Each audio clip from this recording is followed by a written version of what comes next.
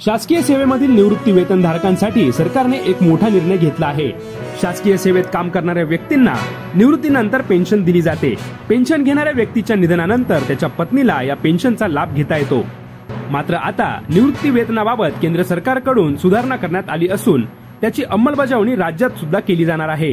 त्यामुळे निवृत्त कर्मचाऱ्यांच्या निधनानंतर त्यांच्यावर विसंबून असलेल्या महिलांच्या उदरनिर्वाहाचा प्रश्न आता मार्गी लागणार आहे। निवृत्ती कर्मचाऱ्यांच्या निधनानंतर त्यांच्यावर विसंबून असलेल्या महिलांच्या उदरनिर्वाहासाठी राज्य सरकारने संबंधित व्यक्तीच्या निधनानंतर त्याच्या कुटुंबातील अविवाहित अपत्य, घटस्फोटित विधवा मुलगी, मनोविकृती व अपंग सदस्यांना कुटुंब निवृत्ती वेतनाची रक्कम देण्याचा महत्त्वपूर्ण निर्णय घेतला आहे।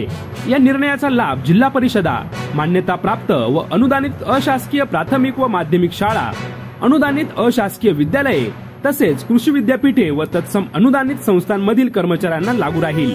या निर्णयानंतर शासकीय कर्मचारी सेवानिवृत्त झाल्यानंतर ते हयात असताना त्यांची मुलगी अविवाहित, घटस्फोटित किंवा विधवा असेल व अशी मुलगी स्वतःचा उदरनिर्वाह करण्यास असमर्थ असेल तर अशा प्रकरणी केंद्र शासनाने शासकीय कर्मचाऱ्यांच्या व त्यांच्या प्रथम वारस पती किंवा पत्नी त्यांच्या मृत्यूनंतर कुटुंब निवृत्त वेतन प्रदान करण्याबाबत सुधारणा केली आहे।